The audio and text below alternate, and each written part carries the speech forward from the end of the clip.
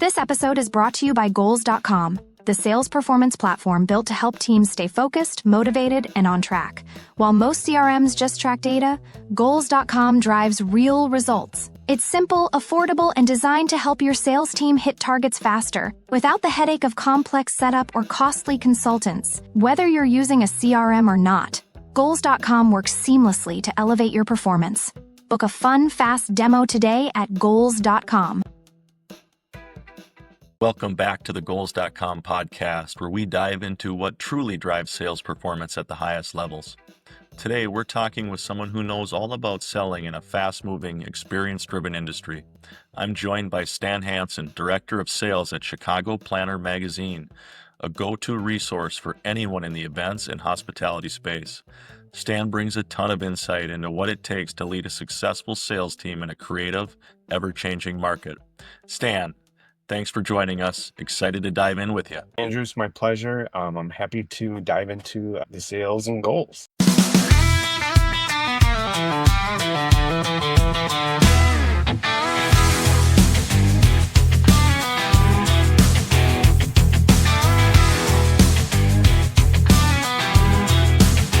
How did you first get into sales, and what drew you to the events and hospitality space specifically? Actually, I was at a friend's bachelor party.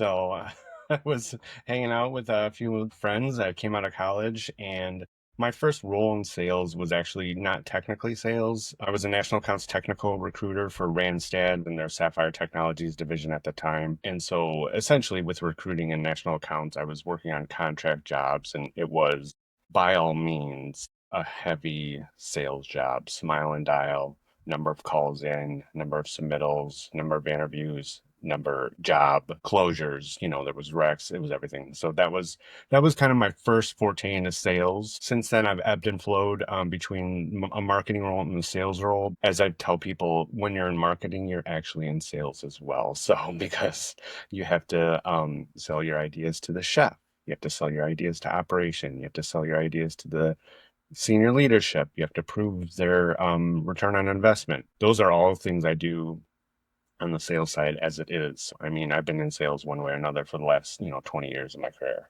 What's the biggest lesson you've learned about selling in a high-pressure, high-touch industry like events? I think the budget exists. If the person is picking up the phone, if the person is accepting your call, they have the budget money. The budget exists. And sometimes it's not in the right bucket or the right category. Sometimes, we don't have enough budget for advertising. Well, what about this form of advertising? What about this form of partnership?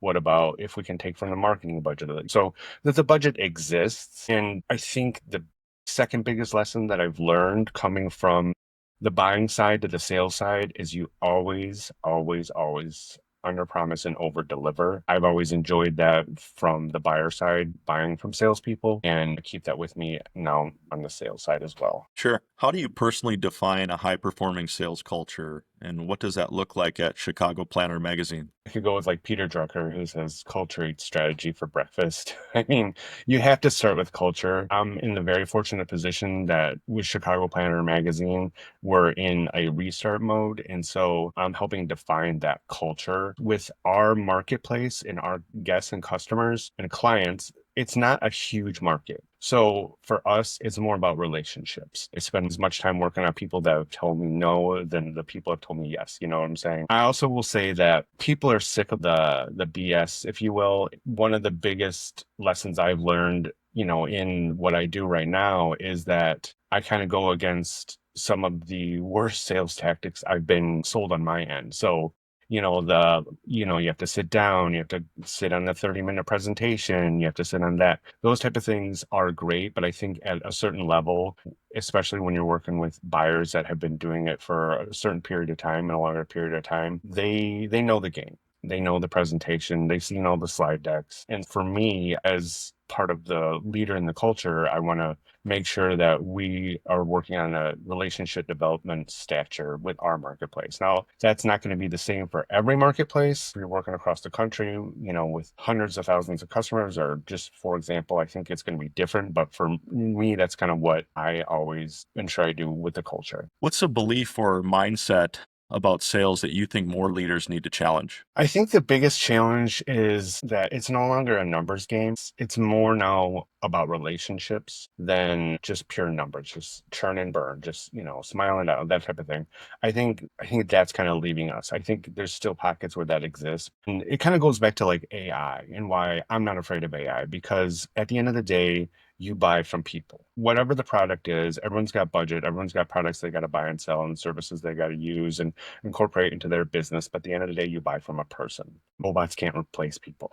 So I think that's kind of another, mindset or belief that's kind of going on in our marketplace right now. I've seen AI account representatives that are coming on board. I think that's a big mistake for a company. I don't think companies will see a big return on investment with that, because at the end of the day, you buy from who you like. Sure. What trends are you seeing in the hospitality and event planning space that are changing how you sell? Right now, just in the hospitality space, it is a high attrition and high turnover space, but it's such a close knit, tight knit community. I was talking with my wife, she's a teacher, and one thing I realized is there's so many community based organizations in the hospitality space. And what ends up happening is you know all the people and the players. And that's kind of different than other industries. I always say, never burn your bridges in the hospitality sector, because I mean, it's an interesting community. It's like a sales culture. It's a hospitality culture. It is something you have to keep in mind. And that's kind of a trend right now. And then just the down economy that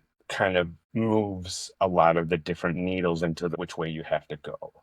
For example, like Chicago Planner magazine, we focus on the meetings and events space. Tourism is going way down with everything that's going on. That has a ripple effect across the industry, as well as post-COVID, remote working. Those type of things have a negative effect on in the meeting industry. However, you have to then develop strategies to counter those effects. You have to talk about the relationships and networking events, for example. The biggest return on investment for me personally is networking events and face-to-face meetings. And I think that is so important to stress in this industry right now, because it's often seen, meetings and events are often seen as like a luxury or an entertainment, but really it's not that. It's a different animal, it's a different beast, and you have to make sure you kind of work into that mindset of why the meeting is important, why the networking event is important. How do you balance being consultative and creative with still staying focused on hitting revenue targets? I love this question because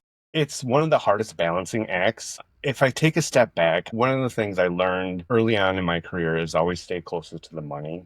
I think that's one way to kind of help you balance.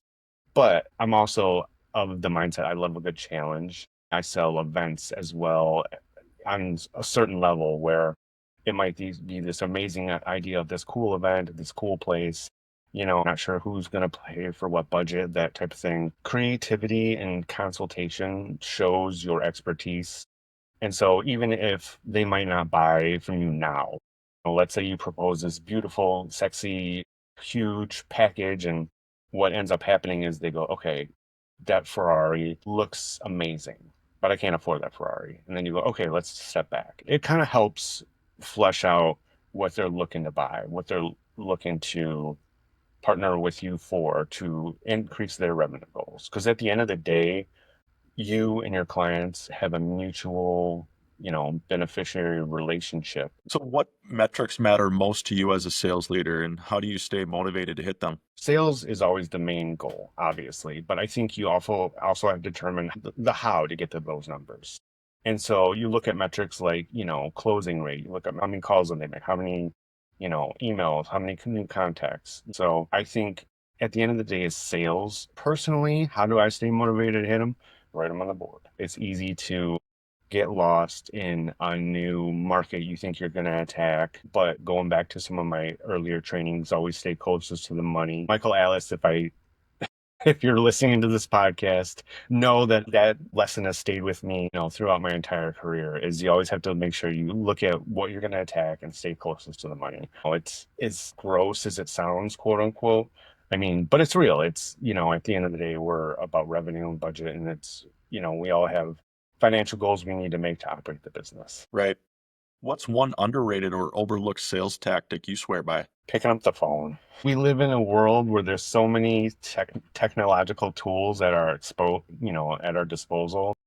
I think picking up the phone, just getting on the phone and talking to someone it's the easiest way. And meeting in person is even better. I know with everyone's busy lifestyles, know, different, goals in their days and their weeks and how busy they are, that makes it a challenge. But I think that's one of the underrated sales tactics. And also, I would say like little things as well. This is something that I rarely see many salespeople do. I don't know how many times I've been on a sales call where this is the lighting. And, who would you rather buy from? Would you rather buy from this guy? Or would you rather buy from this guy? You know what I'm saying? Where I'm bright, you can see me. I got my technology set. I've got my space set. So I think those are the little things. Always set yourself up for success. If you can't meet in person, a Zoom call is even better where you can see see face to face. How closely do you work with planners and venues to stay ahead of the curve and trends? They tell me the trends with this world and what people are looking to do in events. You always have to stay ahead of the curve. You have to see what's new, what's different, what's unique, what's going to drive attendance, what's going to drive engagement. Those type of metrics are what venues and event planners are looking for to bring into their world and what they're selling. I'm always, asking them, what's the newest thing? What's the newest cool venue? What's the newest cool event in town? What's the hottest restaurant? What's your favorite cocktail? That's another one I ask because then that'll often people will then kind of tell where they got their cool cocktail from. We work with a network of event planners, suppliers, and venues that help us keep ahead of the trends because they have to in order to win the business from the next venue. Typically, when you're bidding on a high value event, they're going to 3, 4, 5 different venues, and each venue has to come up with their unique selling proposition. And so, in that, there's creativity. Whether it's the Shed Aquarium has, the Dolphin Show, or the Museum of Science and Industry has a 60-foot tornado, just for example. Last night, I met the executive chef who came from, Alinea. He's starting his own new company. He's doing things in the catering world a completely different way. Those type of things helps me keep ahead of the trends. How do you stay aligned with what's happening on the ground in Chicago's hospitality scene? I think by getting on the ground, first and foremost, finding the right leaders and following them to the right spots. Like I said, face-to-face networking, getting involved. I'm the director of marketing for NACE as well. So getting involved in your, industry associations is a huge key because whether it's a CVB or a tourism bureau, going to their annual meetings and seeing what matters to their economy, Choose Chicago's meeting, the Chamber of Commerce is, those type of organizations are highly in tune with the business and the local climate. And so getting involved in those organizations only will increase your visibility and help you become an expert in your field. Obviously, sales can be a grind. What do you personally do to stay sharp, inspired, and focused? A kick-ass playlist. I mean, I start with, block rock and beats, go to a few more Moby tracks, the Fight Club soundtrack, Metallica, get in my groove, whatever your groove is, something to get you in the zone. I also work from home most of the time. And so sometimes instead of working from home, I'll, go to a cafe where I kind of have to be locked in. Having a short-term memory, not remembering, that you lost a big sale or the sale that you thought was coming through didn't happen.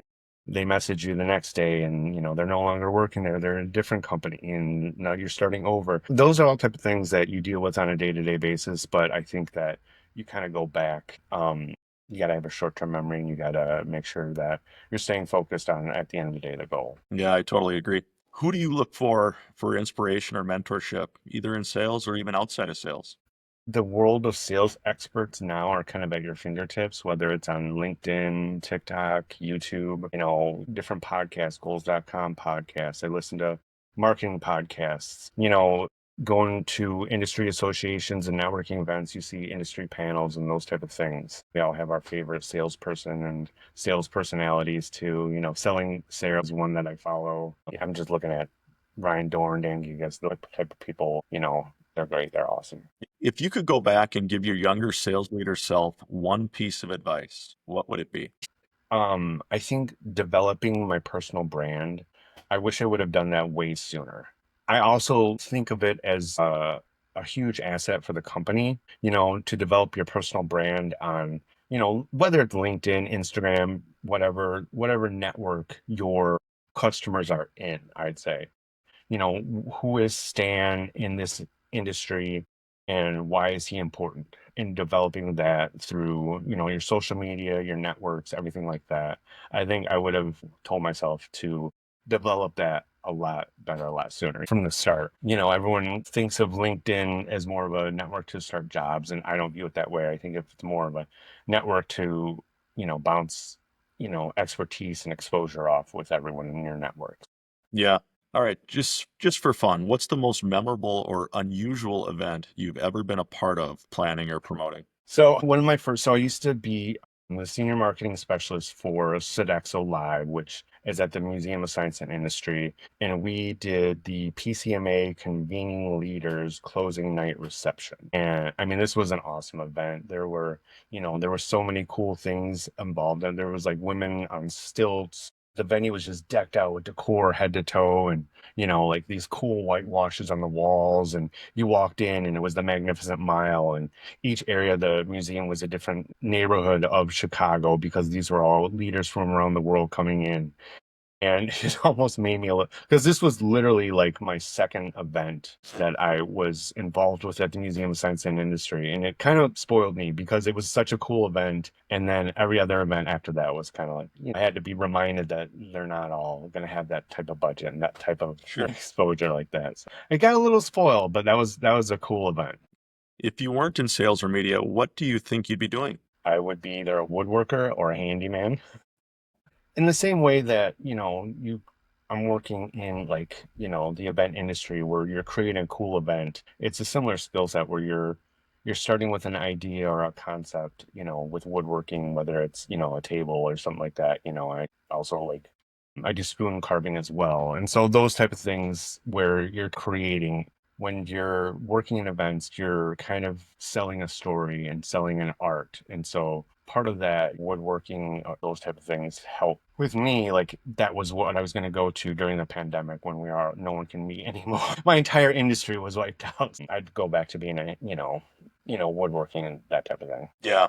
For someone new to Chicago, what's one must attend event and one must visit venue? So for the event, First Bites Bash is considered like the opening bell for the events industry to kick off the year. It's a Choose Chicago event. Everyone kind of has a separate station, and everyone gets together and puts their best foot forward. I've also been part of like the James Beard Award ceremony in the past, and that was an amazing event. I think that one's not as accessible to the public, but First Bites Bash is one that's like just kind of like the cool kickoff event of the year for the meetings industry in Chicago. And the venue, I mean, so I have to be politically correct. I have a lot of clients that would be, may or may not be upset if I didn't mention their venues. So I'll kind of go back to my personal experience. So I would say, well, okay, I'll say this.